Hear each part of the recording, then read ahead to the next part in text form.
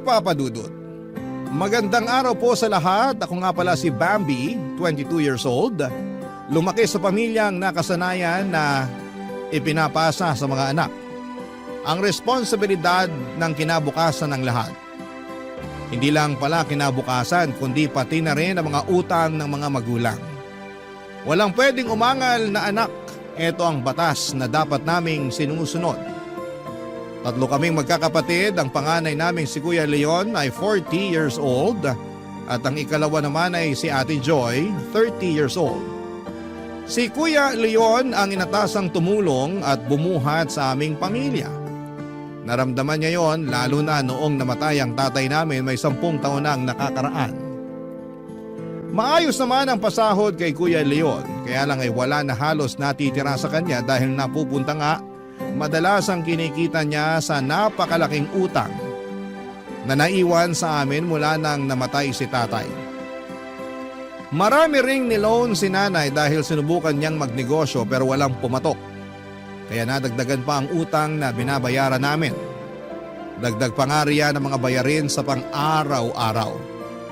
Hindi mareklamo si Kuya Leon at ni minsan ay hindi namin siya nakitaan ng ayaw na niyang magsustento sa amin at magbayad ng mga naging utang ng mga magulang namin. Palibasa nga ay naturuan kaming sumunod sa nais ng mga magulang namin. Halos lahat naman ata tayong mga Pilipino, hindi ba? Kaya lang isang araw ay paunti-unting nagbago ang lahat. May nabubutas sa bahay sa paglalahad ko ng kwento namin sa inyo. Malalaman nyo kung paano yun nagsimula ang mabutas ang batas ng bahay namin at sino ang makagagawa ng pinakamalaking butas na yon sa aming pamilya. Muli magandang araw at sana ay may matutunan kayo sa ibabahagi kong kwento tungkol sa aming pamilya, Papa Dudut.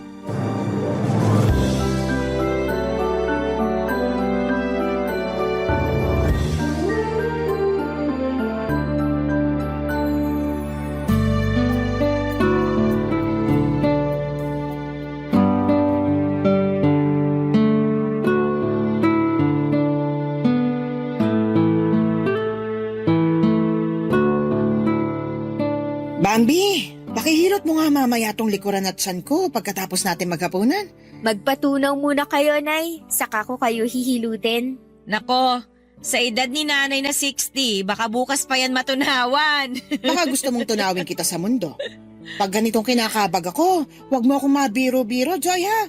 Ikaw naman kasi, Ate Joy. Hintayin mo munang matapos ang dalaw ni Nanay bago ka magbiro. Dinadatnan pa si nanay? Naliwala ka talaga, Kuya Leon? Tigilan nyo na nga yung pagbibiro tungkol sa akin. Magseryoso na kayo. May kailangan tayo pag-usapan. Minsan na nga lang ako makakatawa. Biglang seryoso agad ang usapan. Mahihirapan kang tumawa sa mga sasabihin ko. Pag-usapan na lang natin mamaya pagkatapos natin maghapunan, Nay. Gusto ko pa magkaroon ng gana sa kinakain kong bopis. Balik ulit tayo sa pagjo-joke sa dalaw ni Nanay. O kaya kung bakit next year pa siya matutunawan? Magseryoso na, hindi na ako natutuwa. Ay, tungkol na naman po ba to sa pera? Tama ba? Lahat naman tungkol sa pera. Kaya nga sabi ko sana mamaya na lang pag-usapan. Hindi magandang dinadaanan ng mga pagkain ng mga usapan tungkol sa pera. Tama naman yon. Paubos na rin naman to kinakain natin. Mas magandang mamaya na lang pag-usapan ng pera. Maiintindihan ng kanin at bopis kung bakit kailangan na natin pag-usapan ito. Sige na nga. Kakagat na kami. Anong meron? Kumuha ako ng lupa sa probinsya ng lola nyo. Ano? May masama ba sa sinabi ko? Bakit kayo kumuha ng lupa nang hindi man lang muna nagsasabi sa amin? Lalo na sa akin. Nagkakaubusan na kasi ng mga lupa ngayon. Kaya nung sinabi sa akin ng pinsan ko na merong nagbebenta ng lupa ron sa amin, kinuha ko na. Pwede naman daw hulugan. Hindi niyo pa yung binayaran? Kahit down payment wala pa kasi malayong kamag-anak naman natin ang nagbenta kaya ayun, nagtiwala sa akin. At kaya nyo ba to sinasabi sa akin ngayon Kasi kasi... naniningil na ng down payment. Kailangan na raw bago matapos tong buwan. Akala ko po ba okay lang kahit walang down payment? Kailangan na rin daw kasi nila yung pera eh. Tsaka para mabawasan na yung babayaran natin sa susunod. Nay, alam nyo naman po may utang pa tayong binabayaran. Pakalahati pa lang ang nababayaran ko. Tapos ngayon magdadagdag na naman kayo ng bagong babayaran ko. Sana man lang hindi niyo muna kinuha ang lupang yun. Tama naman si Kuya Leon, Nay. Hindi praktikal na kumuha ng panibagong babayaran ngayon. Mas mainam kung tatapusin muna yung binabayarang utang ni Kuya bago kayo magdesisyon na kumuha ng lupa. Ano bang hindi tama ron? Praktikal nga na kumuha ako ng lupa. Hindi naman habang buhay uupa tayo. At hindi habang buhay kasama ko kayo. Alam ko, balang araw, aalis na rin kayo sa poder ko at bubuo na ng sarili ninyong pamilya. Gusto ko lang ng sarili kong lupa na mapapatayuan ng bahay para kahit iwan nyo na ako ron, ayos na ako. Total, doon din naman talaga ang punta ko. Alam kong abandonahin nyo rin ako. Dinaan nyo na naman kami sa ganyan, Nay. Nungonsensya pa nga. Pag ikaw pinost ni na Kuya Leon sa Facebook. Hindi ka dapat nakikisali sa usapan, Bambi. Wala kang naiaambag sa bahay na ito. Sorry po, Nay. Sinusubukan ko lang naman pong magbiro para hindi na bumigat lalo yung usapan. Hindi ko kailangan ng biro mo. Ang kailangan ko, manahimik ka. Para akong sinampal sa sinabi ni nanay sa akin, Papa Dudut. Oo, at wala pa akong ambag. Lalo't patapos pa lamang ako sa pag-aaral. Si Kuya Leon din ang nagpapaaral sa akin at si Ate Joy naman ang nagbibigay ng baon sa akin. Walang trabaho si nanay, nasa bahay lamang siya at inaasikaso kaming magkakapatid. Kaya parang napahiya ako na sumabad sa usapan dahil alam kong wala pa akong naitutulong sa pamilya namin. Natahimik na rin ako noon, ganon din sina Kuya Leon at Ate Joy. Nakatungo lamang silang dalawa habang nilalaro na lamang ang natitirang pagkain sa mga plato nila. Patuloy pa rin si nanay sa pagbibida sa kagandahan ng pagkakaroon ng sariling lupa. Nainis lamang ako nang biglang madula si nanay at sinabing magandang makabili kami ng property para may ipamukha sa mga taong nang da-down sa amin. Pangyabang lang pala, para lang may mapatunayan. Nakakainis talaga, Papa Dudut. Pagkatapos ng hapunan, pumasok na si Ate Joy sa kwarto namin. Si nanay na ang naghugas ng mga pinagkainan dahil good mood ito. Nagawa na kasi niyang mapapayag si Kuya Leon tungkol sa lupang kinuha niya. Ako naman ay nasa sala lamang at nagmamasid kay Kuya Leon na nasa bahay lamang or sa labas ng bahay. Nakabukas ang pintuan kaya nakikita ko kung paano siyang palakad-lakad at tila malalim ang kanyang iniisip. Sinulyapan ko si nanay at busy pa rin po ito sa paghuhugas. Kaya naman tumayo na ako sa pagkakaupo sa sofa at lumabas para puntahan si kuya. Sinarado ko ang pintuan para hindi marinig ni nanay ang magiging usapan naming magkapatid. Papa Dudut.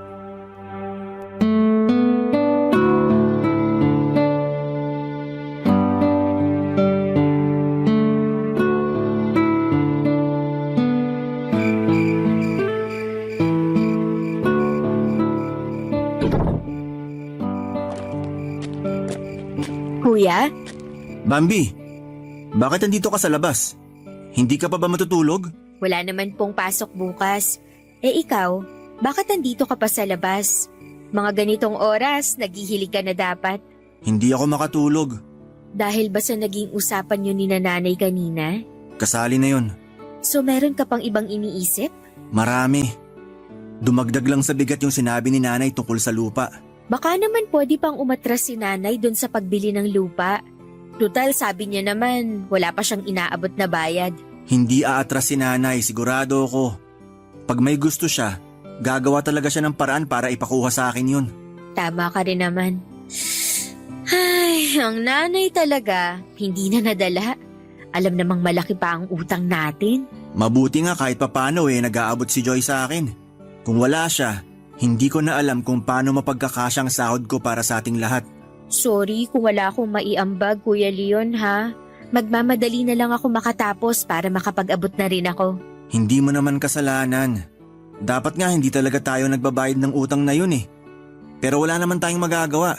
Sino pa bang ibang aasahan ni nanay? Anong plano mo na ngayon, Kuya? Paano mo mababayaran yung lupang kinuha ni nanay? Sa totoo lang, hindi na yan ang pinakamalaking problemang iniisip ko ngayon eh. Meron pang iba? Dahil na naman ba kay nanay?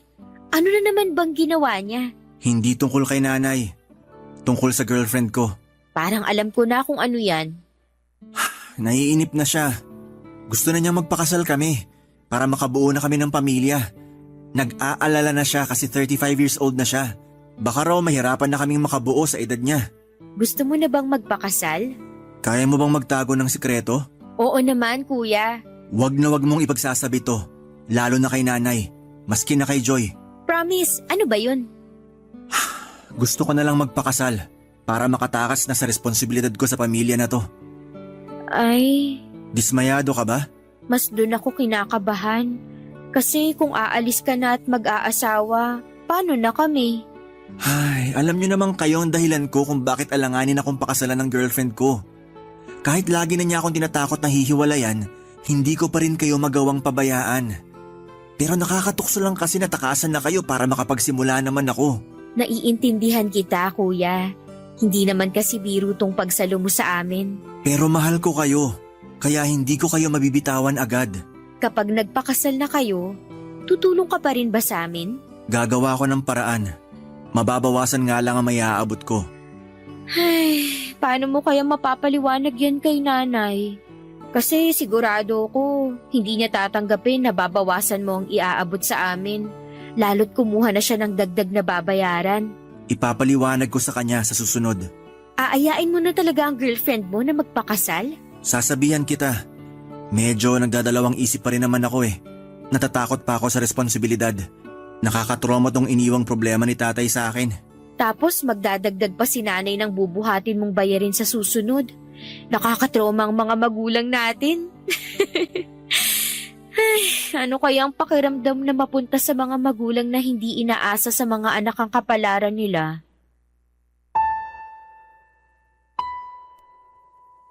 Ano nga kayang pakiramdam?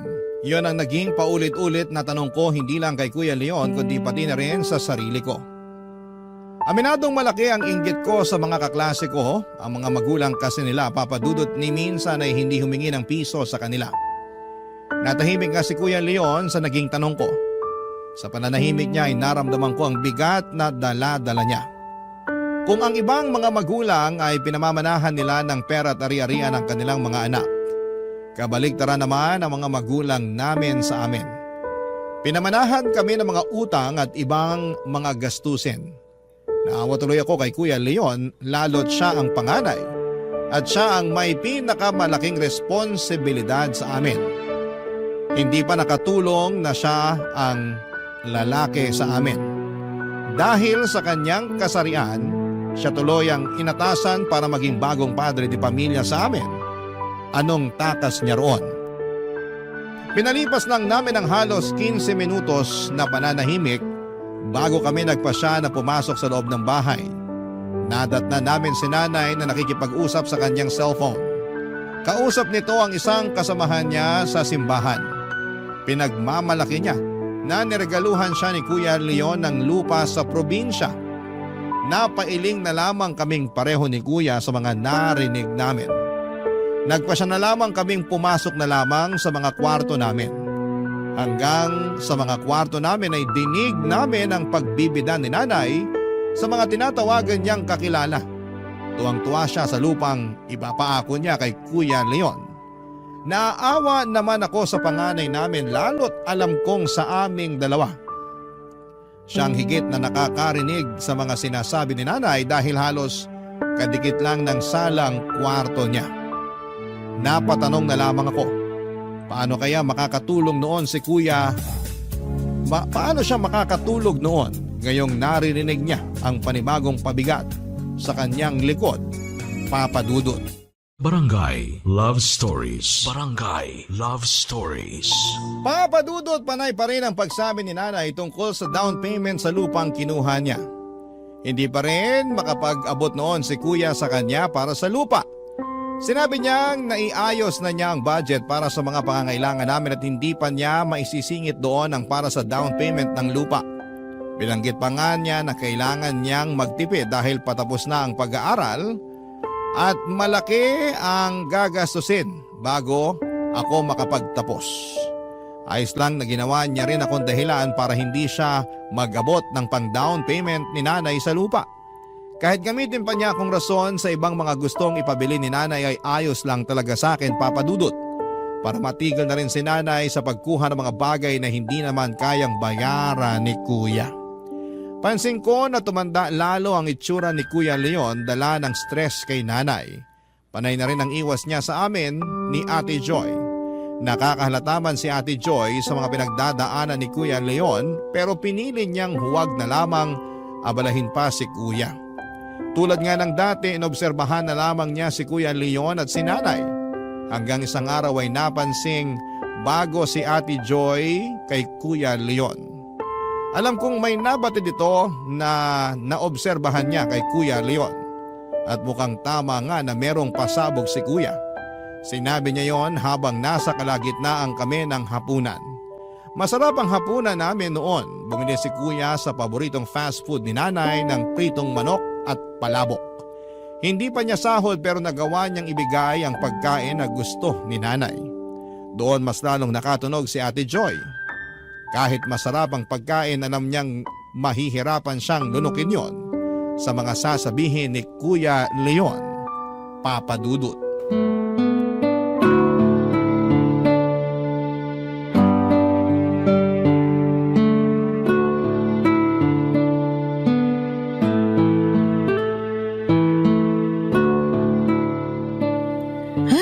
Mabuti naman at nakatikim ulit ako ng paborito kong pritong manok. Ang sarap ng gravy. Ang sarap ihalo sa palabok. Iba talaga ang timpla ng fast food na yun, ano? Enjoy na enjoy ka riyan, Naya. Oo naman. Paminsan-minsan lang bumili si Kuya Leon mo ng pagkain sa labas. Ang kuripot kasi. Gusto lagi na magluto na lang ako. Hindi naman kasi praktikal na palagi tayong bibili sa fast food. Tsaka hindi maganda sa kalusugan nyo. Nirason pang kalusugan ko ayaw mo lang talagang pasiyahin ng tiyan ko. Bihira mo nga itong gawin, Kuya Leon ano bang meron? Grabe naman. Iniisip mo bang may iba akong motibo? Nung last time na nilibre mo kami ng pagkain sa labas, binalita mo sa amin na may girlfriend ka na. Ay, naalala ko yan. Nag-away pa tayo nun, Leon. Binigla mo ako Isipin mo, nagnobya ka bigla nang hindi man lang iniisip kung anong magiging epekto nun sa budget natin dito sa bahay. Matagal na yon, Nay. Nairaos ko pa rin naman kayo kahit nagkaroon ako ng girlfriend. Pakiramdam ko nga yung nobya mong madalas na nakikinabang sa ekstrang pera mo. Siyang madalas na pinapakain mo ng pritong manok at palabok. Nakakaselos naman. Siya nga itong nanlilibre sa akin palagi kasi alam niya ang sitwasyon ko rito sa bahay. Ay mabuti naman. Kami lang dapat ang makikinabang sa sahod mo, no? Si nanay talaga, pasmadong bunganga. Kumain ka na nga lang dyan. Baka mamaya tumigil na si Kuya Leon sa panlilibre sa atin. Sige ka. Baka nga tumigil na rin siya sa pagsusustento sa atin. May gusto sana akong sabihin. Ko, sinasabi ko na nga ba Nagpasya na po kami ng girlfriend ko na magpakasal. Talaga? Matutuloy na? Masaya ako para sa inyo, Kuya. Anong masaya? Hindi mo na naman pinag-iisipan yung sinasabi mo, Bambi. At mas lalong hindi mo pinag-isipang mabuting desisyon mo, Leon. Matagal ko na po napag-isipan to, Nay. 40 na ako. Nasa tamang edad na ako para magpakasal. Kahit 40 ka na, hindi ka pa rin dapat magpakasal. Alam mo namang buhat mo pa kaming pamilya. Gagraduate na tong si Bambi. Hindi mo man lang matiis na wag munang ikasal bago magsuot ng toga tong bunso nyo. Ako na lang po ang gagawa ng paraan sa gastusin sa graduation ko para maikasal na si Kuya. Ilang beses ko bang sasabihin sa'yo, Bambi, na hindi ka pwedeng sumali sa usapang ganito? Kapag hinintay ko bang makapagtapos si Bambi, pwede na ako magpakasal? Paano naman ang lupa na kinuha ko? Paano ng down payment doon? Sinasabi ko naman sa inyo na bitawan nyo na habang hindi pa tayo nakakapaghulog. Bakit ko bibitiwan? Gusto ko ang lupang yon. Gusto ko na tuloy makuha agad yon dahil dyan sa pagpaplano mong mag-asawa na. Tama lang ang desisyon ko talaga. Iiwan nyo rin ako. Kaya kailangan ko na rin ng sariling lupa para makapagpatayo ng bahay ko. At sino naman ang inaasahan yung magpapatayo ng bahay para sa inyo? Mabuti at sumabat ka sa usapan. Kasi kung ipipilit ng Kuya Leon mo na magpakasal, alam mo na kung sinong kukuha ng responsibilidad niya. Huwag niyo naman sanang idaan sa ganitong usapan, Nay. Kailangan ko bang mangonsensya talaga dahil lang sa pagpapakasal ko? Pinili mo ang iba kesa sa aming pamilya mo. Kainin ka sana ng konsensya mo. Napatayo na lamang sa hapagkainan si Kuya Leon at naiwan kami ni Nanay at Ate Joy. Tahimik lamang kami ni Ate Joy at inoobserbahan ko si Ate Joy. Hindi niya alam kung ano ang mararamdaman. Hindi niya alam kung ano ang unang mararamdaman at makakaramdam ba muna siya ng sama ng loob dahil ipapasa na sa kanya ang isang bagay na hindi pa siya handa. O makakaramdam siya ng awa kay Kuya Leon dahil matagal na rin namang inako ni Kuya ang lahat ng obligasyon. Binaling ko naman kay Nanay ang atensyon ko pagkatapos kay Ate Joy. Parang hindi naapektuhan si Nanay sa mga emosyon ng mga anak niya na lumabas sa usapang yon. Doon ako nakaramdam ng lungkot. Hindi ko nga naipagtanggol man lang si Kuya. O di naman kaya ay madepensahan ang sarili ko. Para akong parte lang ng audience noon at hindi dapat makialam sa mga aktor dahil makakasira lamang ako. Nawala na rin ako ng gana sa kinakain at nagpaalam na ako para tapusin ang assignment ko. Sinundan na rin ako ni Ate Joy papasok sa kwarto at naiwan si Nanay na nilalantakan pa rin ang palabok at pritong manok. Sa paglipas pa nga ng mga araw at linggo, biglang nagpasya si Kuya Leon na magsama na sila ng karelasyon niya. Kinabiglan naming lahat yon. Ibig sabihin mas mapapaaga ang pagkaputol ng sustento niya sa amin. Doon ko nga mas lalong nakita ang problemang itsura ni Ate Joy. Ang problemadong mukha niya, wala na siyang kawala. Alam niyang siya na ang susunod na aako sa responsibilidad sa pamilya. Nang tuluyan na ngang makaalis si Kuya Leon, si Ate Joy ang nagpatuloy sa pagbabayad ng mga gastusin sa bahay at sa mga utang namin. Nakiusap siya kay Nanay na huwag munang magbibigay ng down payment sa lupang kinuha niya dahil naninibago pa ito sa pagbabayad ng mga gastusin sa bahay. Pumayag man noon si Nanay sa kahilingan ni Ate Joy ay kita pa rin naman sa kanya na masama ang loob nito. Mabuti na nga lang daw at malayong kamag-anak ang pinagkuhanan ni Nanay ng lupa kaya hindi pa rin yon binigay sa iba kahit na hindi pa kami nakakapagbayad. Sa paglipas ng mga buwan nanlibre si Ate sa paboritong fast food ni Nanay. Alam ko na ang susunod na mangyayari, Papa Dudut.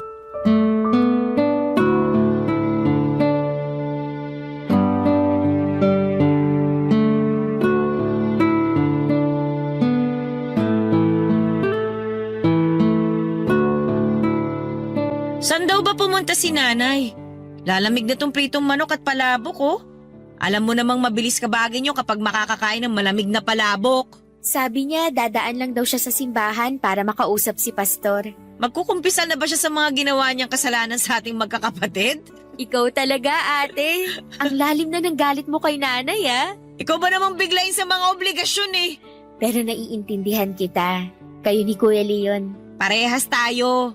Naiintindihan ko rin naman si Kuya Leon kung bakit mas pinili na lang niyang magpakasal. Ate, Ano yun? may dahilan ba kung bakit may pritong manok at palabok ngayon sa mesa natin? Bakit ka biglang bumili ng paborito ni Nanay? Masama bang maging mabuting anak? Yung anak na nanlilibre kahit walang okasyon at rason? Nakakapraning na kasi kapag may pritong manok at palabok. Pakiramdam ko may ibabalita kayong hindi maganda palagi. Tapos maha-high blood na naman si Nanay. Akong bahala. Bambi! Andito kami na sa kusina. Aba, totoo ba itong nakikita ko? Pritong manok at palabok?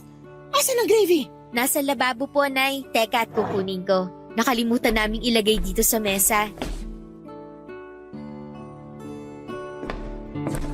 Oh, heto na po ang gravy. Mainit-init pa yan.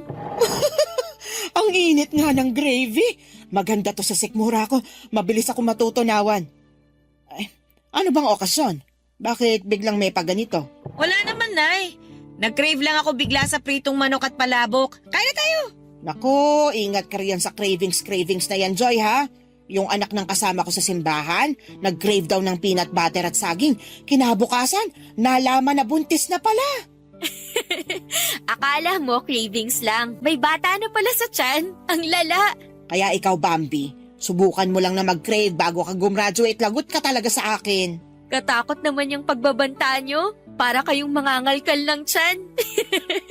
Hindi po ako magpapabuntis, Nay. Kalmahan niyo lang. Gagraduate akong single at regular ang monthly period. Ay, mabuti naman. Oh, kumain na tayo. Ako ba, Nay? Hindi niyo ba ako tatanungin kung bakit bigla akong may cravings? Huwag mong sabihin... Magiging lola na kayo! Magiging tita na ako. Buntis ka? Sigurado ka? Nagpa-check up na po ako.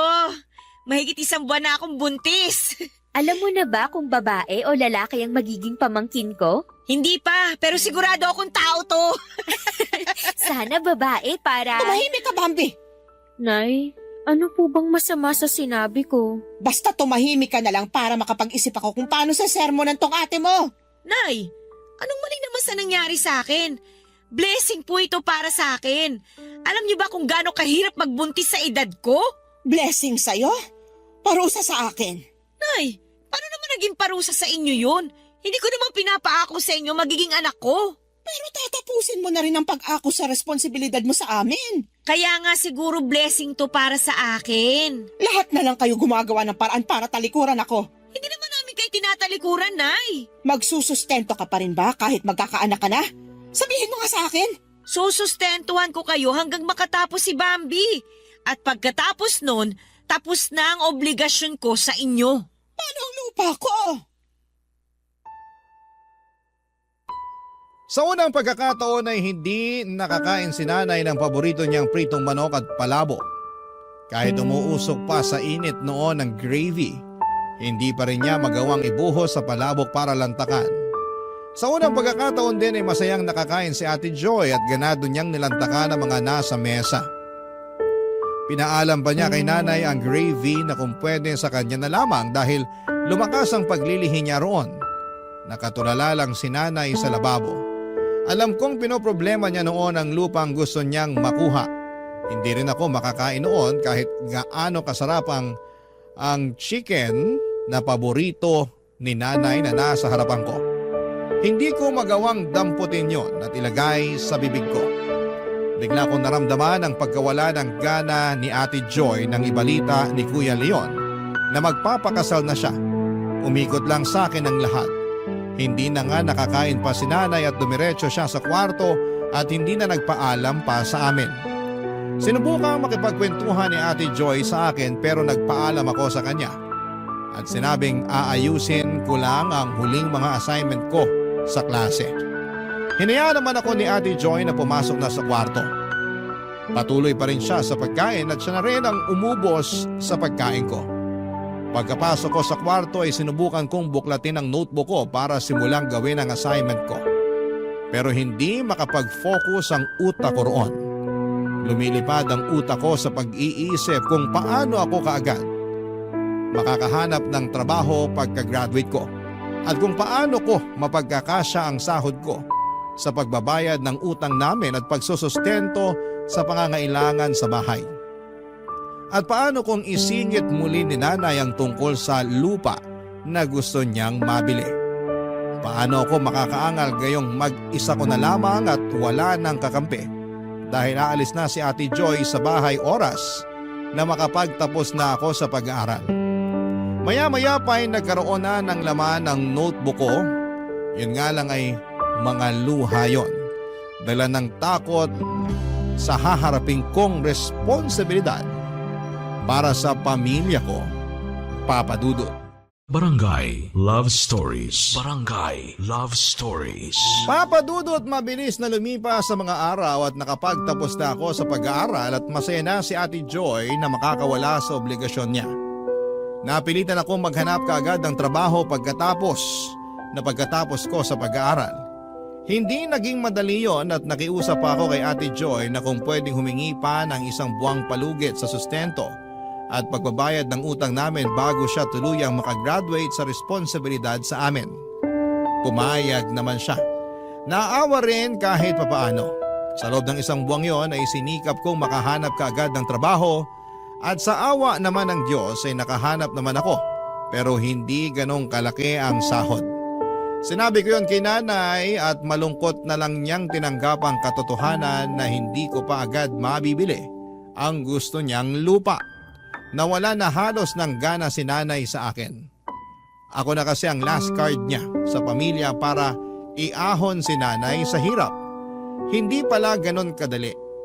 Pinakamahirap pa sa akin dahil wala nang ibang susunod sa akin para akuin ang responsibilidad sa bahay. Tinipid ko ang sahod ko sa abot ng makakaya ko.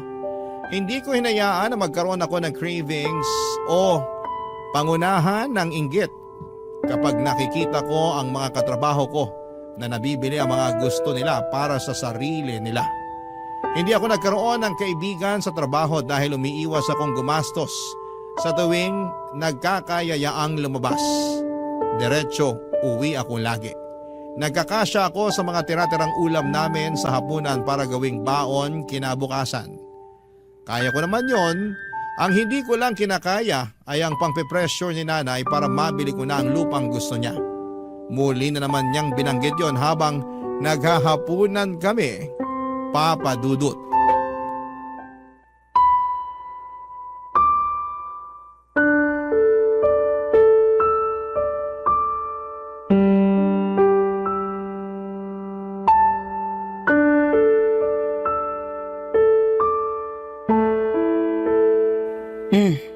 May balita na ba kina Ate Joy at Kuya Leon mo?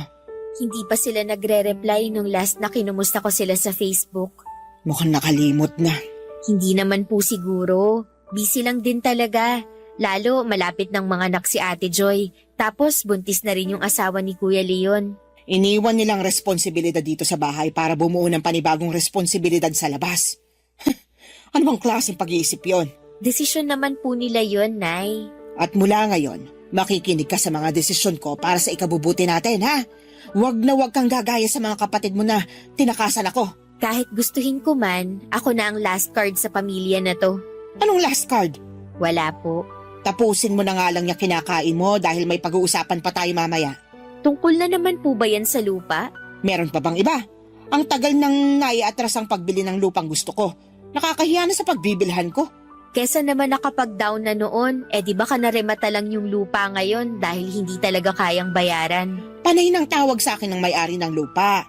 Hindi na mapakiusapan. Tinatakot na ako na marami na raw gustong bumili ng lupang yon. Di ibenta niya kamo sa iba. Sige, pasamain mo palalo ang loob ko. Pinaasa na nga ako ng mga kapatid mo tapos ikaw naman tong magpapagsak ng pag-asa ko. Sinasabi ko lang ang totoo at praktikal, Nay. Hindi ko po talaga kaya na bilhin ang lupang yon. Tingnan nyo ngang puro interes na lang ang nababayaran ko sa mga utang natin. Problema ko ba yon? Kung nakahanap ka sana ng magandang trabaho, di sana malapit na nating matapos ang utang natin ngayon. Hindi naman ganun kadali na makahanap ng malaking pasahod na trabaho, lalo't kakatapos ko lang sa pag-aaral. Maswerte nga po na nakahanap pa rin ako kahit fresh graduate ako eh. Sagot yan ng mga tamad magsumikap sa paghahanap ng mas maayos na trabaho. Tuwing day off mo kasi, huwag ka nang magkulong dito sa bahay.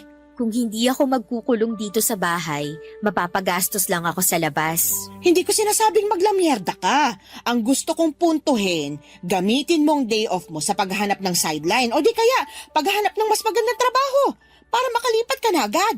Hindi pa ako pwedeng makaalis sa trabaho dahil nakakontrata pa ako. Pwede namang takasan ng kontrata, uso naman mag-awol ngayon. Tinuruan niyo pa ako ng mali.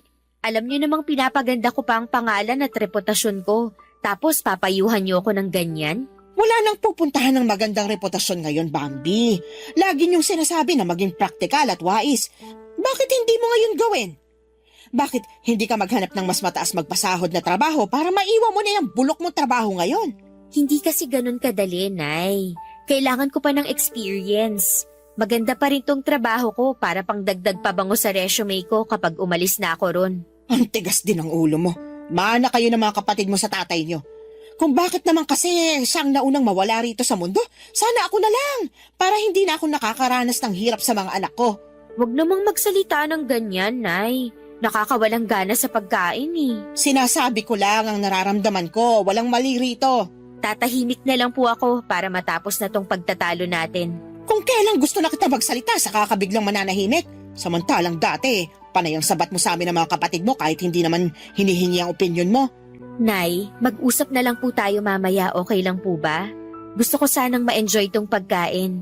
Bigay respeto na rin sa grasyang natanggap natin. Kung tatahimik ako ngayon habang kumakain ka, maaasahan ko bang mapag-uusapan natin mamaya ang lupa na gusto ko? Oo na lang po. Doon na nasiyahan si nanay sa pinangako kong mapag-uusapan namin ang tungkol sa lupa na gusto niyang mabili. Ako naman tong nawala ng gana. Nakatingin na lamang ako sa plato ko habang nagko-compute kung kaya ko bang maisingit sa sahod ko ang lupa ni nanay. Para matigil na sana siya sa kakasermon at kakaparinig sa akin tungkol doon. Ang lungkot ko sa totoo lang. Wala nang mga kapatid ko na pwedeng kumampi sa akin. Kahit panay ang message ko noon sa kanila ay ayaw nila akong replyan. Totoo nga kaya ang sinabi ni nanay na nakatakas na sila sa amin. Doon ako nasaktan. Dahil noong andon pa sila ay todo ang suporta ko sa mga plano nila. Kahit natakot ako sa mga biglang pagdedesisyon nila na umalis na sa bahay. Panakitaan ko pa rin sila ng pangunawa. Pero bakit kung ako ang nasa ganong sitwasyon ay bigla silang nawala? Nasa na yung kapalit ng suporta at pangunawa ko sa kanila? Hindi na ba yon masusuklian pa? Nagpatuloy lamang ako sa buhay kahit gaano pa yon kahirap sa akin. Halos ayoko nang umuwi pa ng bahay tuwing natatapos ang trabaho ko dahil ayokong harapin si nanay na panayang pangongonsensya dahil hindi ko siya mabigyan ng magandang buhay. Sa akin napunta lahat ng sama ng loob ni nanay at wala akong mapag-abutan noon dahil kaming dalawa na lamang ang nasa bahay. Napagod na akong kumustahin at magpasaklolo sa mga kapatid ko. Hanggang isang hapon, nagulat na lamang ako nang bigla silang dumating sa bahay. Wala noon si nanay dahil nasa simbahan pa ito. Mukhang sinadya nilang pumunta kung kailan hindi nila maaabutan ang aming ina, Papa Dudut.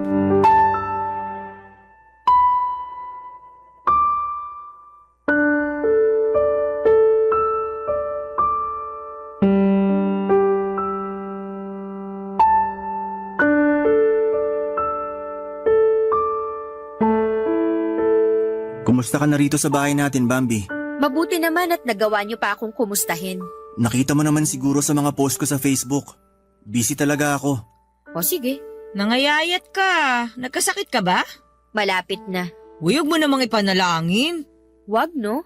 Kasi kung hindi, walang ibang aasahan si nanay. Kawawa naman siya. Kaya nga kami pumunta rito para tulungan ka. Nakapag-usap na kami ni Kuya Leon sa sitwasyon mo. Alam naming nahihirapan ka na. Hindi niyo alam kung gaano kahirap tong sitwasyon ko ngayon. Sa akin na binubunto ni nanay ang lahat ng sama ng loob niya sa inyo. Pero tandaan mo na bago ka, kami munang unang pinagbuntunan ng galit ni nanay. Kami ang unang inasahan niya sa lahat. Pero ako na ang huli at mas malaki ang pressure na to sa akin. Sorry kung umabot ka sa ganito ha. Wala namang may gusto nito eh. Kaya tumakas kayo. Oo, tumakas talaga kami. Kasi gusto namin magkaroon ng sarili naming buhay. Gusto naming ma-enjoy yung pinaghihirapan namin. At ako, wala akong karapatang gumaya sa inyo? Wala akong karapatang ma-enjoy ang pinaghihirapan ko? Kaya nga kami nandito para tulungan ka sa sitwasyon mo. Tutulungan niyo na ba akong magbayad sa mga utang natin? Mag-aambag na ba kayo sa lupa na gusto ni nanay? Yan ang malabo. Alam mo naman ngayon pa lang kami nakakabawi sa lahat. Eh di wala rin naman pala kayong maitutulong sa akin. Bakit pa kayo pumunta rito sa bahay? Bakit niyo pa sinabi na tutulungan niyo ko? Matutulungan ka namin sa ibang paraan. Tulad ng ano? Mamadaliin na namin to bago dumating si nanay. Ano nga ang gagawin? Tulad ng ginawa namin. Gusto niyong magpakasal ako? Magpabuntis? Eh wala nga akong oras para magkaroon ng karelasyon. Natatakot pa nga akong magpaligaw kasi baka makihati ako sa gastos kapag nakipag-date ako. Makakaisip pa tayo ng paraan bukod sa mga ginawa namin. Gusto niyo na rin ako makatakas dito? Nakokonsensya man kami kay nanay, pero mas nakokonsensya kami sa'yo. Ngayong binanggit niyo yan, nakokonsensya na naman ako. Pigilan mo kung gusto mong makalaya rito. Ate Joy, hindi ganun kadali yun. Araw-araw akong pinapalamo ng konsensya ni nanay dahil sa pag-iwan niyo sa amin. Sa tingin niyo, hindi pa namamahay ang konsensya sa puso ko? Ganyan din naman ang ginawa sa amin ni nanay noon. Pero iba ang kaso ngayon. Kasi ako na tong pinakahuling aako sa obligasyon ng pamilya. Hindi ko naman na kayo pwedeng asahan sa sustento dahil may mga pamilya na kayo. Nanalo na kayo makatakas dito. At ako, kahit makatakas ako rito, paano si nanay? Iwan mo! Alam kong hindi naging ganon karesponsable si nanay sa atin. Pero nanay natin siya. Wala na siyang ibang aasahan, wala siyang trabaho. Saan siya kukuha ng panggastos para sa sarili niya? Paano niya mababayaran ang utang natin? Paano ang pangarap niyang mag-retire sa probinsya? Hindi ako handang ipagkait yun sa kanya. Nilamon ka na nga ng panggigil trip ni nanay. Sigurado ka bang ayaw mong matulungan ka namin makatakas dito? Kasi kung aalis ka rito, paniguradong mapipilitan si nanay na maghanap ng trabaho para sa sarili niyang pangangailangan. Kung yung utang natin, pwede namang takasan na rin yun. Hindi naman na nila hahabulin si nanay dahil matanda na siya. Baka kampihan pa siya ng mga pulis kapag sinumbong siya. Naisip ko nga rin yan. Basta magpapakalayo-layo lang tayong magkakapatid. Hindi na makakahabol ang pinagkakautangan ng pamilya natin. Kahit si nanay lang ang mahabol nila, wala rin naman sila magagawa kung walang pambayad si nanay eh. Marami namang gumagawa ng ganito. At saka isa pa, sino namang magbabawal sa atin na hindi yun gayahin? Sa naulit na pagkakataon ay natahimik ako sa usapan naming pamilya.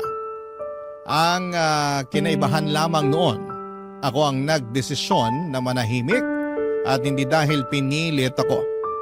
Hindi kasi ako makapaniwala sa mga narinig ko sa mga kapatid ko. Kaya talaga nilang masikmura na iwanan si nanay at hayaan na ang utang namin.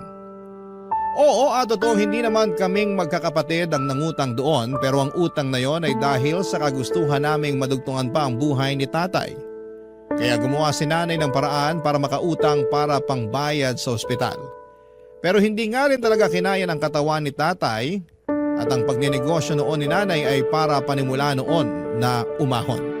Pero minalas lang talaga kaya napunta sa wala ang mga inutang niya para doon. Nagdiskusyon pa sina Ate Joy at Kuya Leon ng ilang sandali.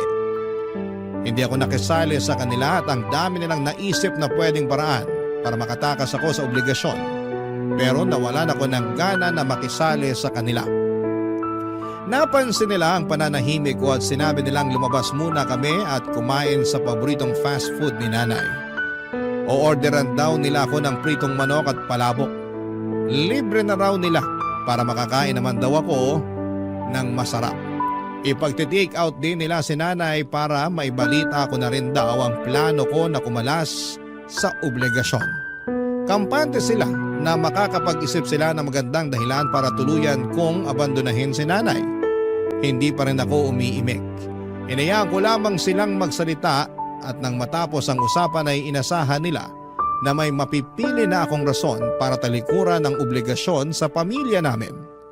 Hindi na nila ako hinatid pa uwi pero tinutuon nila na pinag-take out ako ng pritong manok at palabok para kay nanay. Nakapatong lamang yon sa aking hita at ramdam ko ang init ng mga pagkain yon habang lulan ako sa jeep. Pagkarating ko sa bahay, masaya akong sinalubong ni nanay. Pinakita ko sa kanya ang dala-dala kong pritong manok at palabok. Natuwa naman siya. Sabay kaming kumain at sa kalagitnaan ng usapan ay binalita niya sa akin na kinuha siyang tagapaglinis sa simbahan at maayos naman daw ang pasahod. Matutulungan na raw niya ako sa pagbabayad ng utang namin at sa tulong ng Diyos. Sana raw ay makapag-ipon siya para sa lupang pangarap niya. Napangiti ako at muling nagkaroon ng gana sa buhay. May katuwang na ako sa obligasyon sa pamilya. Hindi ko na yon aakuin ng mag-isa. Pero dahil sa sinabi ni nanay, mas na-inspire ako na tulungan siya para mabili ang lupa na gusto niya. Magtutulungan kaming dalawa, yun na lang ang regalo ko.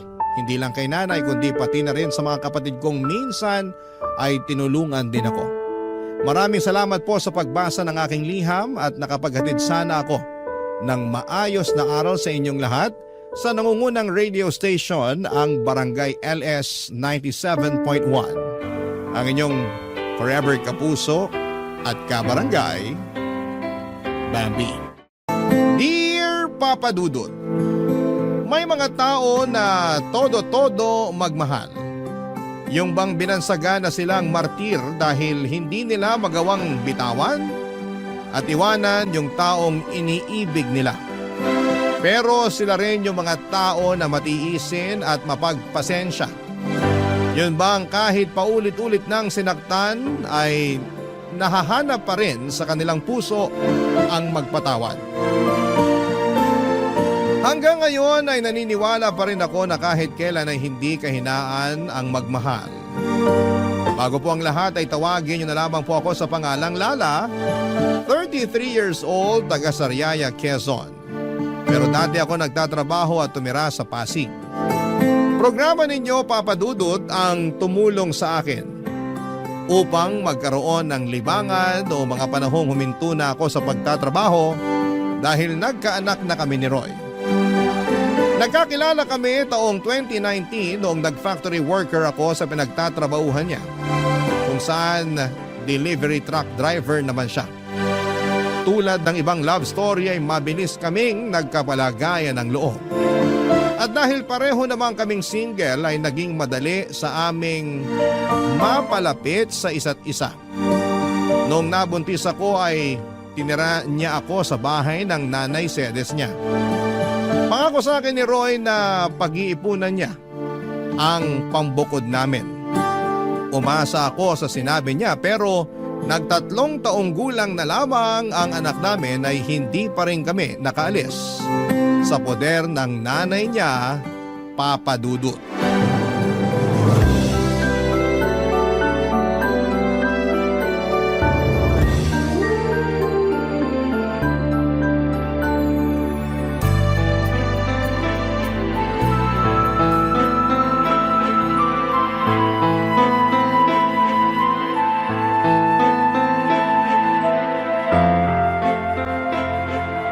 Nay, alam niyo na pala na may babae si Roy pero kinukonsinti niyo pa. Ha? Ano konsinti ka dyan? Kilala niyo yung tinutukoy ko. Yung bagong salta na tindera dyan sa malapit na bakery na lagi niyong pinagbibilan ng pandesal. Nakalimutan niyo na siguro na nung isang araw ay kasama niyo kami ng anak ko na bumili doon tapos kinumusta ng babaeng yun si Roy. Kayo naman kung todo balita sa nangyayari sa kinakasama ko. Para yun lang. Paano mo naman naisip na babae nga yun ni Roy? Paano ko naisip? Siyempre, narinig ko kayo na nirereto siya doon. Bakit ka ba nakikinig sa usapan na may usapan? Huwag niyo na pong ibahin ang usapan. Oo, sige na. Babae nga ng anak ko yung tindera dun sa bakery. Sinasabi ko na nga ba? Pwede ba? Huwag kang matungal dyan na para kang baka. May ano pag-isipin ng mga kapitbahay natin? Isipin na nila kung anong gusto nilang isipin. Wala akong pakialam. Naku, kahit kailan talaga wala kang hiyain, no? Bakit? Kayo ba meron nun? Ano sinabi mo? Bastos ka! Kayo po yung mas bastos. Pag hindi talaga ako nakapagpigil, masasabunutan kita, Lala. Alam mo yung ugali mong ganyan? Yan yung dahilan kung bakit ayaw sa'yo ng anak ko. Kaya di na ako magtataka kung pinagpalit ka niya sa iba. Hindi naman ako magkakaganito kung hindi dahil sa anak nyo. Yan, yung pagiging maingay mo at palingkera yung madalas reklamo ni Roy sa akin. Yan po bang sumbong sa inyo ni Roy? Oo, lagi na lang malungkot yung anak kong yon. Mukhang depressed lagi kasi inaaway mo raw. Hindi totoo yan. Nag-iimbento lang siya. Ay, ginawa mo pa talagang sinungaling ang anak ko. Sinungaling naman po talaga yung anak nyo. Kanino pa ba siya magmamana? Eh di sa inyo rin na nanay niya. Aba, sumusobra ka na talaga, ha? Halika rito para masabunutan kita. Aray ko, Nay! Nasasaktan po Dapat ako! lang yan sa'yo. Di ba naman masyadong matalin ang dila mo? Sumusobra ka na talagang babae ka. Kayo po yung sumusobra. Kayo ni Roy. Dapat talaga iwanan ka na ng anak ko eh. Kung tutuusin, wala naman siyang mapapala sa'yo. Paano walang mapapala? Dahil ba wala akong trabaho? Kawawa naman ang Roy ko. Mag-isang kumakayot para sa inyo ng anak mo. Anak din po ni Roy yung anak ko. Apo nyo rin po, kaya ano po ba pinagsasasabi nyo dyan? Basta! Simula nang dumating kayo sa pamamahay na to, parang bumigat na ang pamumuhay namin. At kasalanan niyo yun. Kayo talaga ang malas sa buhay namin. Kaya huwag ka nang magulat kung isang araw, iwanan ka na ng anak ko. Papa Dudut, mag-isang anak na lalaki ng biyanang kong babae si Roy, kaya naman mahal na mahal niya ito. Bunso rin ito sa tatlong magkakapatid.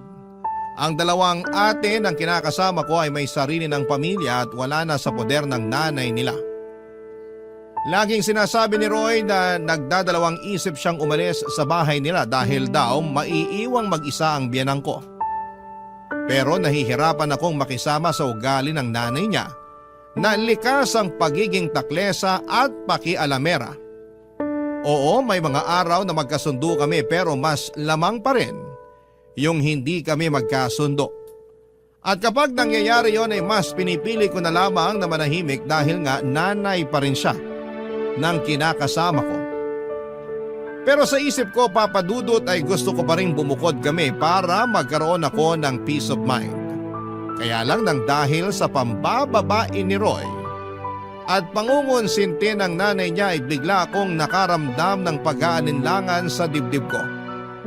Sa totoo lang ay 2 taon pa lang ang anak namin noon ay napansin ko na ang panlalamig sa akin ng kinakasama ko. Siyempre bilang babae ay meron tayong instinct na baka may iba na siyang kinakalokohan. Inoobserbahan ko lang si Roy dahil ayoko ma-stress masyado sa kanya. Magaling ang mister ko, kumbaga sa kriminal ay marunong siyang magtago ng mga ebidensya. Pero wala namang lihim na hindi nabubunyag at nadagdagan lang ang sama ng loob ko sa pangungonsinti ng nanay niya. Kaya nga hindi ko na napigilang sumabog ng araw na yon at manibugho, Papa Dudut.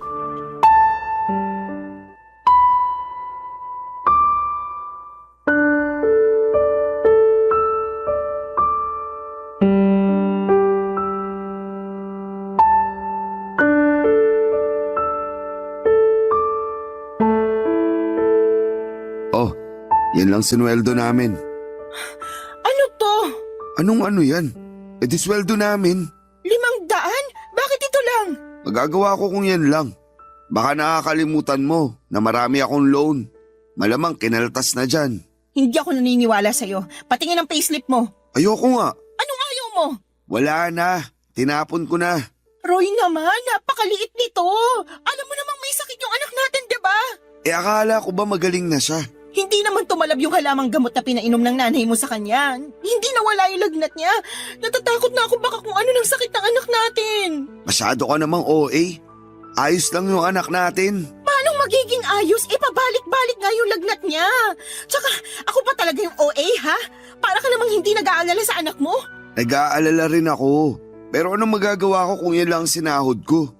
Pagkasyain mo na lang. Dalhin mo sa public hospital o center yung anak natin. Doon mo ipa-check up. Baka nga makalibre ka pa. Sige, susubukan ko. Ganyan nga. Subukan mo rin manghingi ng libreng gamot. Malamang bigyan ka rin doon. Oh, ano pang binubuntong hininga mo dyan? Akala mo ba hindi na ako nakakahalata? Nakakahalata sa ano ba? Na palagi na lang kakarampot yung perang binibigay mo sa amin ng anak ko. Anak naman ng teteng. Di ka ba nakinig? Sabi ko, kaltasan ngayon. Kaya yan na lang natira. Ang sabihin mo, binigay mo yung pera mo dun sa babae mo. Ha? Ano bang pinagsasasabi mo dyan? Kunwari ka pa. Akala mo yata hindi ko alam na naglalandian kayo ng tindera dun sa bakery na laging pinagbibila ng nanay ng pandesal. Oh, paano naman tayo napunta dun? Huwag mo akong gawing tanga. Buwisit naman, Lala. Ano bang iniiyak-iyak mo? Nakuha mo ba akong tanungin alam mo naman sa sarili mo yung dahilan? Araw-araw na lang na ginawa ng Diyos na pinararamdam mo sa akin na hindi mo na ako mahal. Pero alam mo yung mas masakit? Pati yung anak mo na sarili mong dugot laman wala ka na rin pakialam. Pwede ba? Pagod ako ha. Galing na nga ako sa trabaho oh. Bad trip na nga ako na maliit sweldo ko tapos mas babad tripin mo pa ako. Galing daw sa trabaho, lukoy mo lelang mo. Aba, talaga naman. Akala mo talaga sa akin pinanganak kahapon ano? Tingnan mo nga, anong oras na? 12:00 na ng madaling araw. Sinabi mo sa akin kanina na tuwing gantong araw wala kayong delivery sa malayo. Kaya wag na wag mong maidadahilan sa akin na dun ka ginabi. Sabihin mo inuna mo pang pumunta sa babae bago umuwi rito sa bahay. Ay, nakakasira ka talaga ng ulo na babae ka. Dami mong alam. Dami mong satsat. Bakit? Dahil ba 500 lang binigay ko sa'yo? Isa na rin yun sa mga dahilan. Ewan ko sa'yo. Buti pa matutulog na ako. Taga, hindi pa tayo tapos mag-usap, Roy. Ayaw na kitang kausap. Kainis ka. Ikaw pa talagang may ganang mainis? Malamang. Pagod na nga yung tao tapos sinermonan mo pa. Di ka na lang magpasalamat, may inabot ako sa'yo. Meron pa naman tayong makakain hanggang sa susunod na sweldo ko. Masyado ka lang talagang mapaghanap.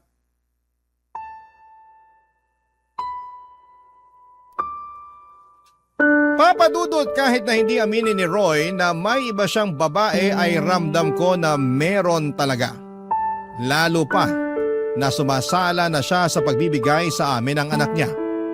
Ang totoo ay hindi yon ang unang pagkakataon na kulang ang perang ibinibigay sa akin ni Roy. Maraming beses na, pero ewan ko ba sa sarili ko kung bakit mas pinili kong manahimik ng mga panahong yon. Pakiramdam ko tuloy ay nasanay na lamang si Roy kaya paulit-ulit na niyang ginagawa.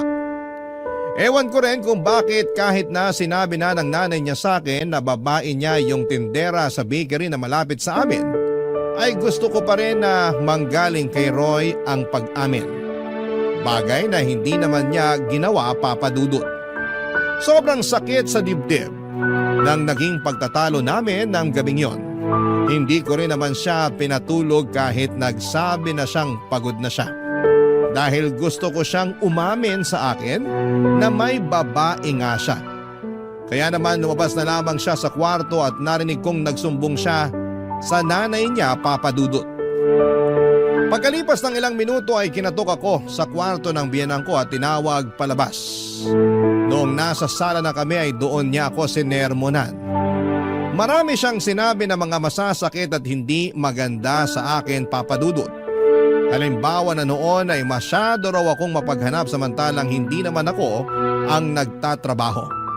Sinabi rin niya na kung totoong may pinagkakagastos ang ibang babae si Roy ay kasalanan ko naman daw dahil hindi na ako kaakit-akit sa paningin ng asawa ko.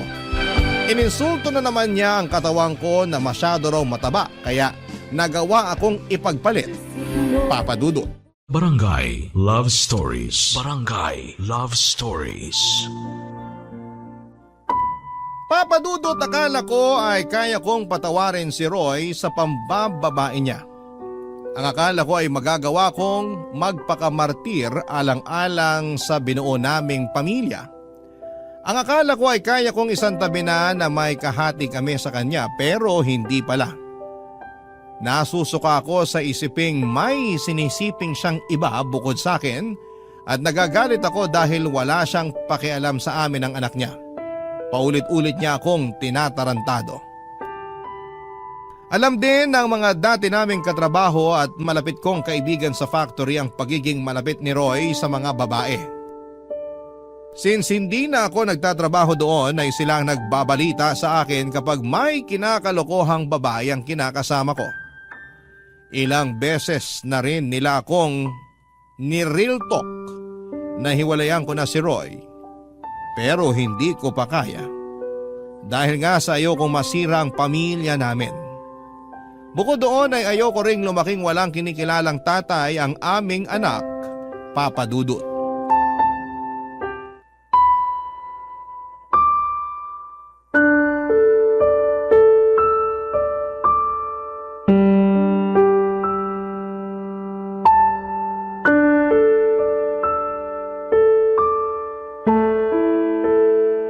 Lala, masahiin mo nga yung likod ko. Sakit na eh. Busy ako. Anong busy? Tulog naman anak natin. Ano pa bang gagawin mo? Marami. Magsasampay pa ako ng mga damit natin. Akala ko naman tapos ka na maglaba. Hindi pa. Kasi pinakain ko pa't pinatulog yung anak natin.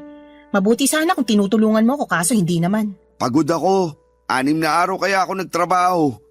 Ngayon na nga lang day off ko, patutulungin mo pa ako sa'yo sa paglalaba. Oh, edi sana ikaw na lang muna nagpakain sa anak natin. Sana tapos na ako sa pagsasampay. Bakit ko gagawin yun? Pagod nga ako. At trabaho ng mga babae yun. Alam mo ikaw? Oh, ano na naman? Wala. Balik na ako sa pagsasampay. Sandali lang. Masahiin mo muna likod ko. Hindi ka ba nakakaintindi? Magsasampay pa nga ako ng mga labahan natin. Naiintindihan ko naman. Pero pwede bang mamaya na lang? Mamayain ko mukha mo eh. Bakit ka ba ganyan? Anong bakit ako ganito? Nakuha mo pa magtanong? Hindi mo ba halatang napapagod na ako? Kaya nga mamaya ka na magsampay. Masayin mo muna ako. Wow ha? Akala ko naman pagpapahingahin mo ko. Yun pala uutusan mo lang din ako. Yan talagang ugali mo yung ayaw ko eh. Reklamador. Tapos magtataka ka kung bakit nagawa kong tumingin sa ibang babae. Ano sinabi mo? Sabi ko, reklamador ka. Kung ako reklamador, ano ka pa? Tsaka kapal din ang apog mong sabihin na kasalanan ko kung bakit ka tumingin sa ibang babae. Oh, edi inamin mo rin sa akin na may iba ka nga. Akala ko alam mo na. Bintang ka pa nga ng bintang sa akin nun. Hindi bintang yon. Inamin mo na nga, di ba? Ibig sabihin totoo. Oo, naisip ko lang na wala na akong dapat itago pa.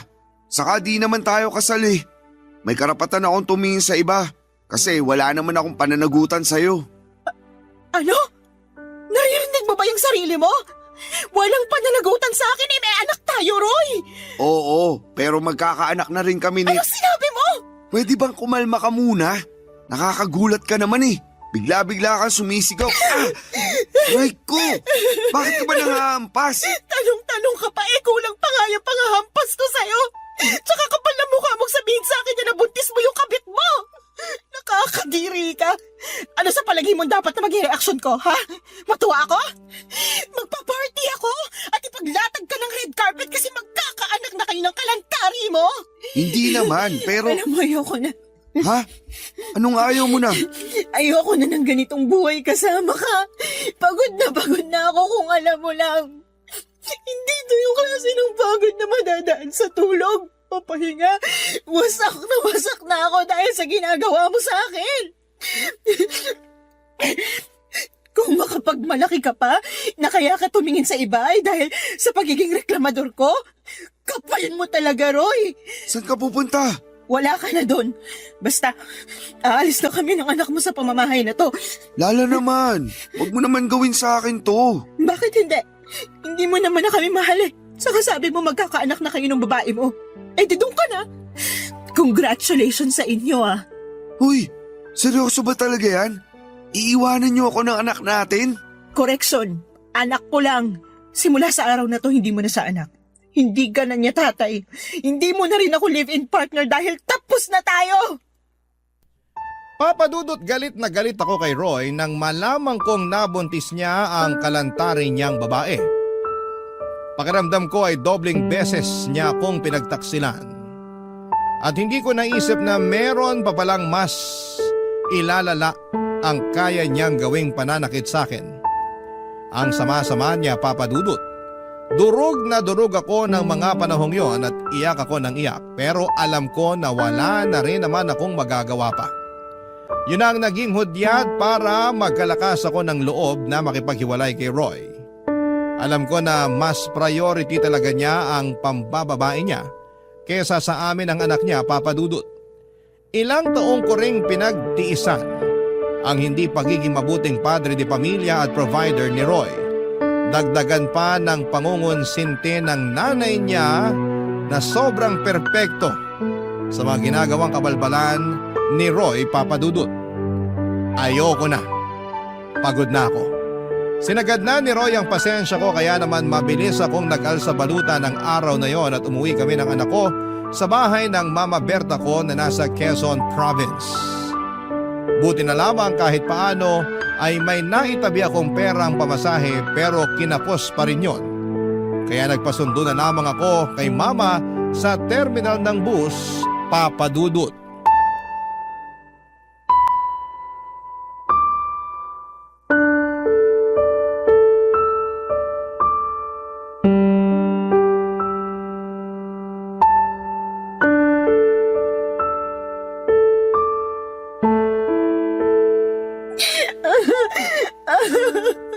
Kung hindi pa naman tinamaan ng lintik yung Roy na yan. Halika, samahan mo ako sa kanila dun sa Pasig. Puputulin ko yung pagkalalaki niya. Wag na po. Tsaka ayoko na rin pong bumalik sa kanila. Pwes, ako ang babalik para maipaghiganti kita. Hindi na po kailangan. Ayoko na po ng gulo. Ewan ko, hindi ako mapakali. Gusto kitang ipaghiganti. Sobrang sama ng ginawa ng Roy na yun sa'yo, nak. Tapos pati nanay niya kinukonsinti siya. Ako talaga naman. Opo, Hinahayaan niya mong babae yung anak niya at pinalalabas na kasalanan ko kasi marami raw akong pagkukulang. Babalatan ko sila ng buhay mag-ina eh. Kailan pa nila ginagawa yan sa'yo? Matagal ko na pong nararamdaman na may babae si Roy, pero nito lang sa umamin at ang masahol pa, nabuntis na raw niya. Matagal na pala pero tiniis mo lang. Ayoko lang kasing masirang pamilya namin eh. Ayokong mawalan ng tatay ang anak ko. Mas mabuti pang lumaki na walang kinikilalang tatay yung anak mo. Kesa meron nga pero nuknuka naman ang katarantaduhan. Buti naman natauhan ka na, Lala. Kaya nga po, mali ko lang kasi pinatagal ko pa. Hinayaan ko dahil umaasa ako na sa huli. Kami pa rin ang anak niya yung pipiliin niya. Hindi niya kayo deserve ng anak mo. Kaya tama lang na iniwan mo ng lalaking yon. Magsama sila ng babae niya. Pero kung may pagkakataon lang talaga, gusto ko siyang bigyan ng kaliwat ka ng sampal at sisikmuraan ko rin para magtanda. Pag nakasali nanay niya, papakahan ko. Manaman eh. O bakit? Magaling kaya ako manuntok. Alam ko po, pero hindi na kailangan. Sabi ko nga po, ayoko na bumalik sa kanila. Karma na lang po bahala na maghiganti para sa amin ng anak ko. Sa bagay, naniniwala pa naman ako dyan sa karma. Yung bang kapag gumawa ka ng masama, doble o triple na masamang karma rin babalik sa'yo? Buti na lang talaga naisipan mo ng hiwalayan ng manlolokong yun. At umuwi kayo rito ng apo ko. Kasi welcome naman kayo rito sa bahay. Salamat, Ma. At sorry din dahil ang tanga-tanga ko. Dapat noon ko pa ginawa na makipaghiwalay kay Roy. Hindi na sana ako nasaktan ng gusto. Hayaan mo na. Nangyari na eh. Tsaka sabi mo ayaw mo namang masirang pamilya nyo. Ayaw mong mawalan ng tatay yung anak nyo. Ibig sabihin, nilaban mo. Pero si Roy talaga yung may diferensya rito. Kulang yata sa bakuna yung taong yun eh. Pareho sila ng nanay niya may pagkasintu-sinturin. Pag naligaw talaga yun dito sa Quezon, makakatikim mo sa akin ng suntok sa muka. Paawat na po kayo. Hindi ko lang matanggap na ginano nila ang kaisa-isang anak ko. Yun ay kinagagalit ko. Sana naiintindihan mo. Wala namang magulang na naghahangad na masaktan ng iba mga anak nila. Naiintindihan ko po kayo. Kaya lang bilang anak, ayoko naman na mapahamak kayo sa kagustuhan yung maipaghiganti ako laban sa kanila sakaling mag-cross ulit yung landas namin. Pero sana, wag na talaga kahit kailan. Sana nga. Naniniwala naman ako sa iyo na kaya mong itaguyod ang anak mo eh. Kakayanin ko po. Oo naman. Malakas ka. Matapang kang babae. Ako kaya nanay mo. Tsaka nandito lang kami ng tatay mo para tulungan kang bumangon. Papadudot mabait si Mama at ang kinakasama niya na tinuring ko na rin parang tunay na ama. Dahil hinayaan nila kami ng anak ko na magstay sa bahay nila. Matagal na panahon na rin simula nang umalis ako sa Sariaya para hanapin ang kapalaran ko sa Maynila. Doon ako nakapagtrabaho at nakapagrenta ng maliit na apartment bago ko nakilala si Roy. Wala akong kapatid at wala rin namang anak ang mama ko sa tatay-tatayan ko at tanging pagtitinda lamang ng mga gulay at prutas sa may tabing kalsada ang pinagkakabalahan nila. Kaya naman masayang-masaya sila dahil umuwi kami ng anak ko. Sa paglipas ng mga araw ay sinabi ko sa sarili ko na gusto ko na lang mag-focus sa pag-move on kay Roy at intindihin ang anak ko. Kaya nga kahit masakit, mahirap at nakakatakot ay sinimulang kong umusan. Butit nandyan ang mama ko na handang umalalay sa akin at sa loob nga lang ng isang buwan ay unti-unti ko nang naibabalik ang dati kong pagkatao. Nasinira at winasak ng dati kong kinakasama, Papa Dudut. Barangay Love Stories. Barangay Love Stories. Papa Dudut, mabilis na lumipas ang 2 buwan. Masasabi ko na gumanda na ang disposisyon ko sa buhay at oo, nandun pa rin yung kirot at panghihinayang para sa pangarap kong pamilya na kasama si Roy. Pero iniisip ko na lamang na baka hindi talaga kami ang tinadhana para sa isa't isa. Saka sabi rin ni Mama, mas mabuti na maghiwalay kami kesa habang buhay akong mag-suffer na kasama siya. Feeling ko kasi ay mamamatay talaga ako sa konsumisyon sa dati kong kinakasama, Papa Dudut. Bukod sa pag-aalaga sa anak ko ay tumutulong ako kina Mama at Papa sa pagtitinda. Masaya ako dahil nagkaroon ako ng bagong pag-asa sa buhay matapos ng pinagdaanan kong kabiguan. At kapag naiisip ko ang karanasan kong yon, ay natatawa na lamang ako sa sarili ko dahil hinayaan kong mamalagi ako ng matagal sa ganong klase ng sitwasyon. Pero sa bagay, nagmahal lang naman ako at kahit kailan ay hindi yon kahinaan o kasalanan. Kaya lang isang araw ay nakatanggap ako ng tawag sa cellphone mula sa isang unknown number. Hindi ko na sana sasagutin pero nasagot ko pa rin, Papa Dudut. Ganon na lamang ang gulat ko nang ang nanay ng dati kong kinakasama na si Roy ang nasa kabilang linya. Binalita niya sa akin na may sakit daw ang anak niya at kailangan nito ng tulong at pag-aalaga ko. Pinababalik nila ako sa bahay nila sa Pasig pero hindi ako pumayag, Papa Dudut. Binabaan ko ng cellphone ang nanay ni Roy at makaraan lang ang 3 araw ay gulat na gulat ako nang pumunta siya sa bahay namin sa Sariaya, Quezon.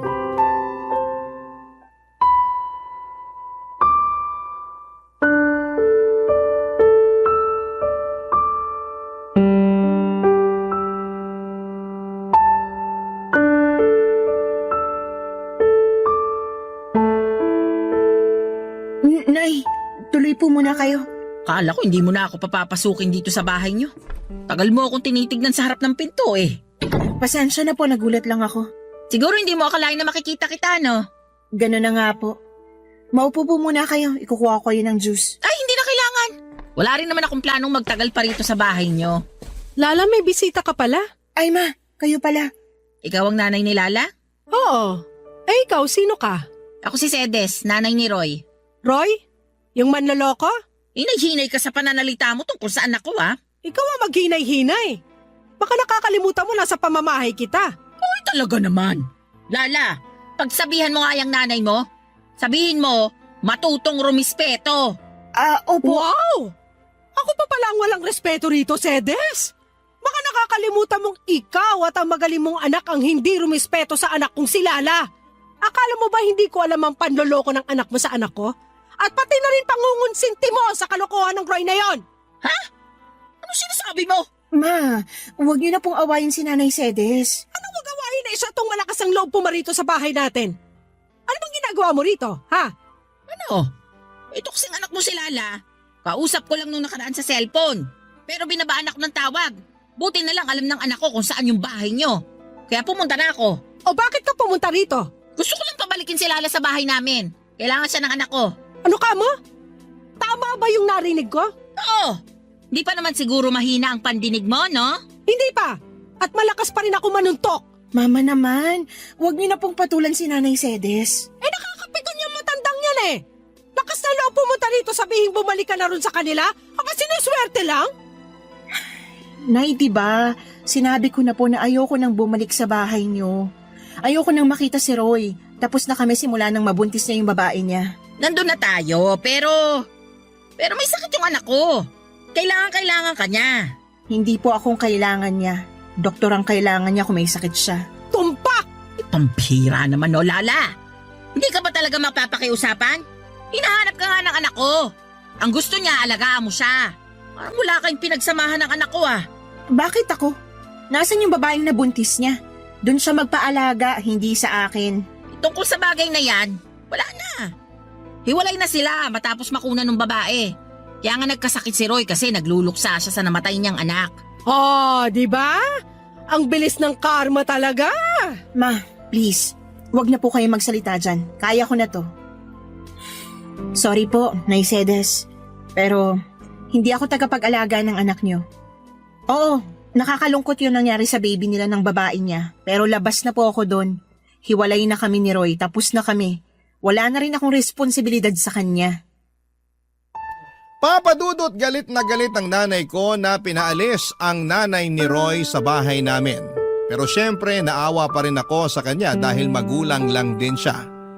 Na nag-aalala sa kanyang anak, kaya lang ay desidido na akong hindi bumalik sa bahay nila para alagaan ang dati kong kinakasama. Tama na kami ni Roy at hiwalay na kami. At hindi rin naman ganong kadaling kalimutan ang mga ginawa niya sa akin pati na rin ang nanay niya.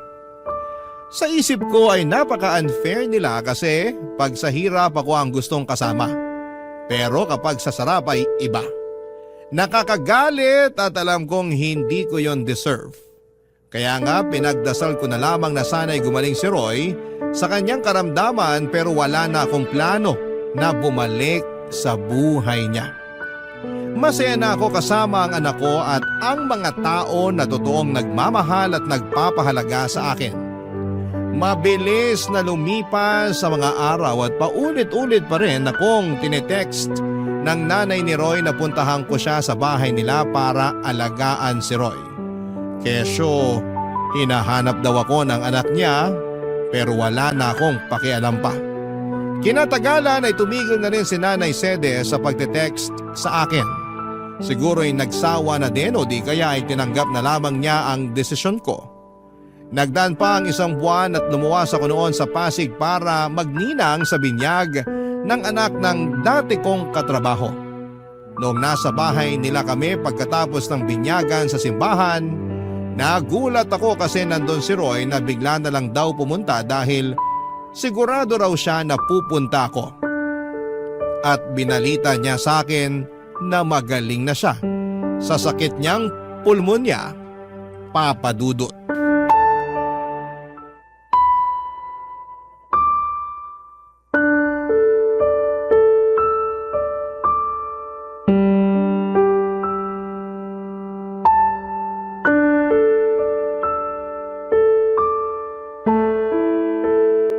Alam mo, panira ka ng araw eh. Sorry na. Surihin mo mukha mo. Nagpunta ako rito para makita mga dati kong katrabaho, hindi ikaw. Alam ko naman yun pero ito na lang yung paraan na naisip ko para makausap ka. Hindi mo na rin kasi sinasagot yung mga text at tawag namin sa'yo ni nanay. Ay, sorry ha. Hindi ko na rin natatanggap. Nakablock na kayo sa akin. Ang kulit nyo kasi mag-ina eh. Hindi mo na ba talaga kami mapapatawad? Yung nanay mo, napatawad ko na. Pero ikaw, hinding-hindi. Lakas ng tama mo, no? Nakuha mo pa talagang itanong sa akin ang bagay na yan? Umaasa pa rin kasi ako na magkakabalikan tayo. Siraan na lang ang tuktok ko pag binalikan pa kita. Pero may anak tayo.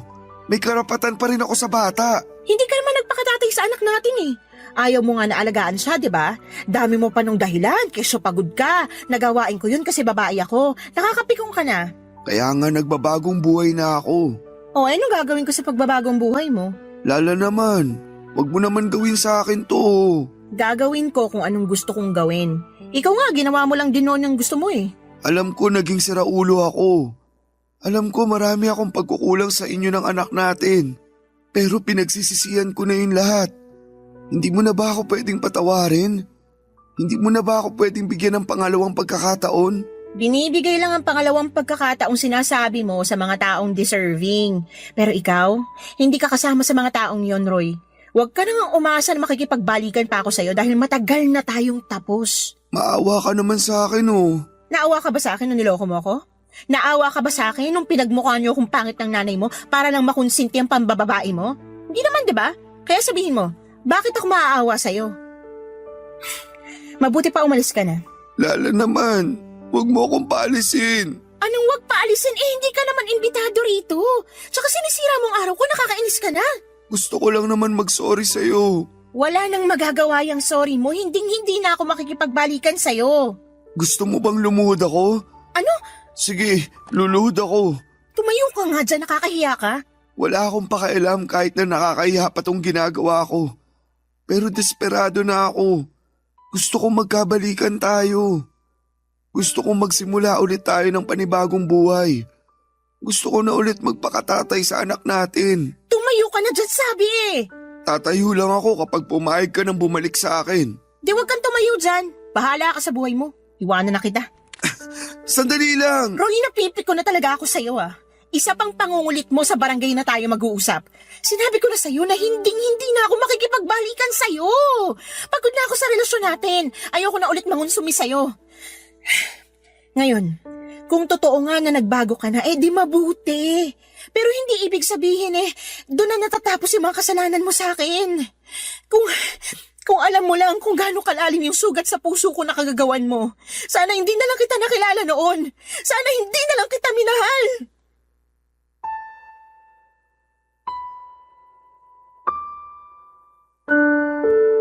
Papadudot, kitang-kita ko ang matinding lungkot sa mga mata ni Roy nang marinig ang mga sinabi ko. Pero wala na akong pakialam pa.